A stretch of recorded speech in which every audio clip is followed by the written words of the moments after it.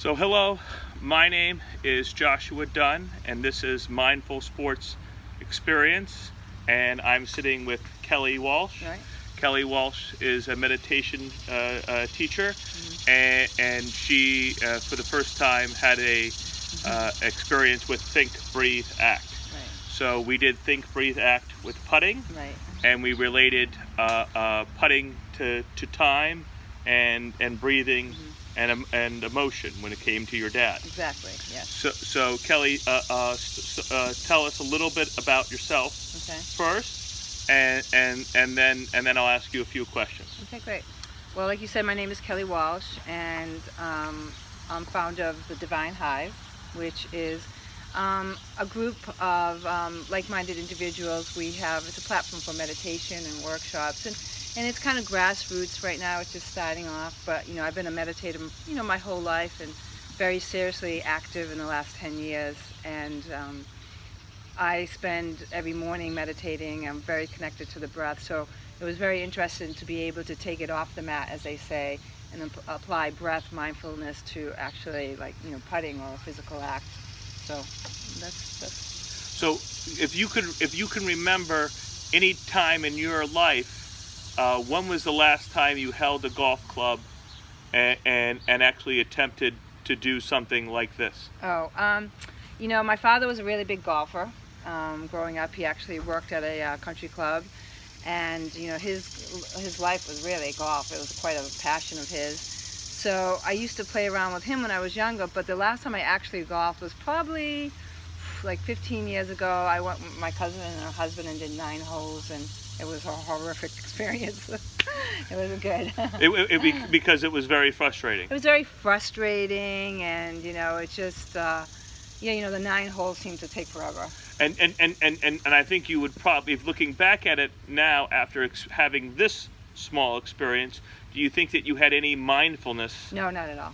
At all during that experience? No, not at all. No. I was totally running on no mindfulness at all. I was completely kind of just caught up in trying to perform, and goal oriented, and thinking I could. I kind of have like a go kind of personality, so I thought I could force everything. I think that was one of the biggest things I learned from this, is to let that go.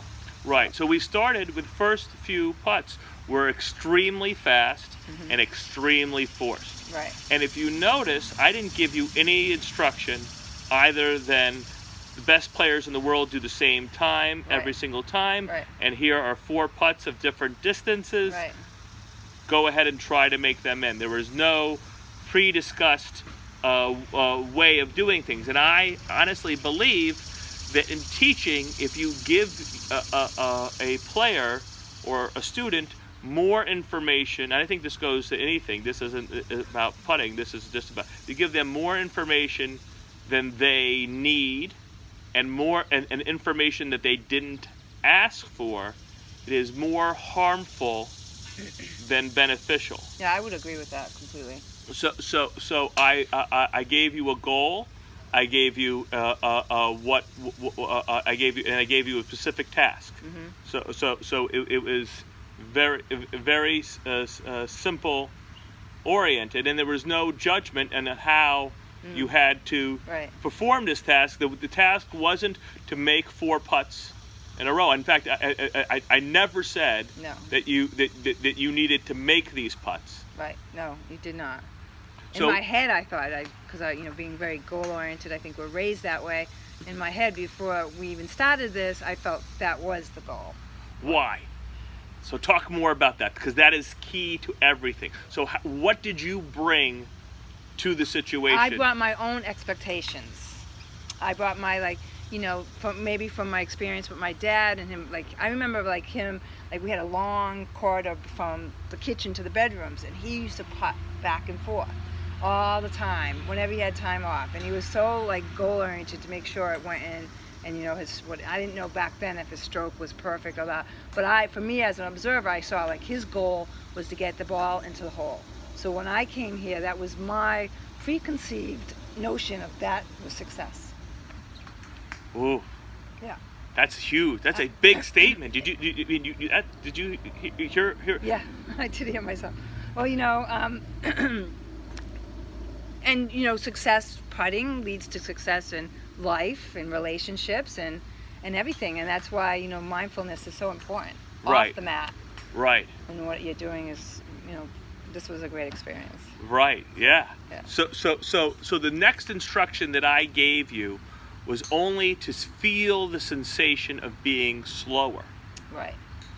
So you knew what the sensation was of being quick, and we talked about how your personality was to be quick and to the point and, Right. and go get it. Right.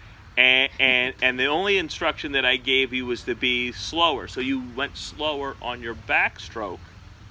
You didn't necessarily go slower on your forward stroke. Right. But you took that instruction very well, and you became much more even. So if you recall, how was the first time very, very different from the second time?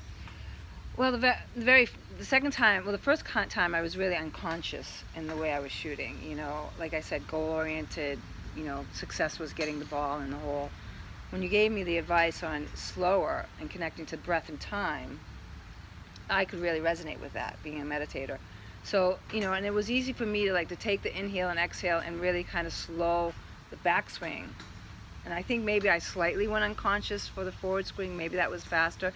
I think I was just finally connecting it. And it was very easy with the backstroke for me, for some easy, just to slow it down, So it was really kind of you saying to connect to your breath, and kind of me understanding that, I was going forceful and fast originally, and, if to take it off the mat, off the course, in my own life, I need to do that as well.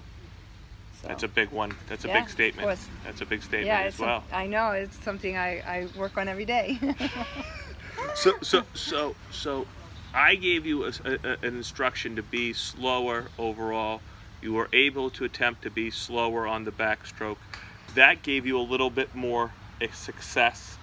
I explained why that tempo, in tempo and in gravity, natural timing, if you look at a putter and you go back and forth without any force, if you go from here to here, is 0.6 of a second. Right. And even from a shorter distance, here to here, is the same 0.6 of a second. Okay, yeah. So timing in gravity with mass remains the same. Okay.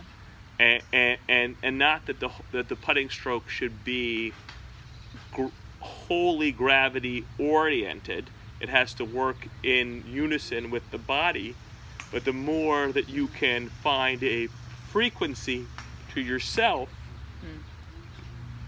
the more you can originate your own stroke. And we did that clearly, because there was one time where you made 3 out of 4, and you did pretty much the same backstroke time as forward stroke time every single time, no matter what the length of stroke and so forth. Right. So that was a clear sensation, and then it diverted, and you got a little bit more emotional. You got a little bit more into your dad, Right. and so we did I think 3 or 4 more sets after the first 2, and it really took you on a journey. And I didn't ask you much about that because I didn't want to, because that would divert the goal. But there was a real internalness that went on, and I believe as a golf instructor, every single lesson has that. Every single golf lesson has an emotional journey. Whether you're brand new to golf and you haven't picked up a golf, and you don't even have any desire to get better. Yeah. But you're so goal oriented. So you have nothing at stake here, and then yet because of your connection to your father, you had everything at stake. Yeah. Yeah. So talk more about that. Well, it was during our discussion about, breath and timing, and, with my meditation and, channeling, you mentioned bringing my father in, and, I felt like, my father passed a couple years ago, and prior to that, to be totally honest, our relationship was never really great. It was, difficult. I lost my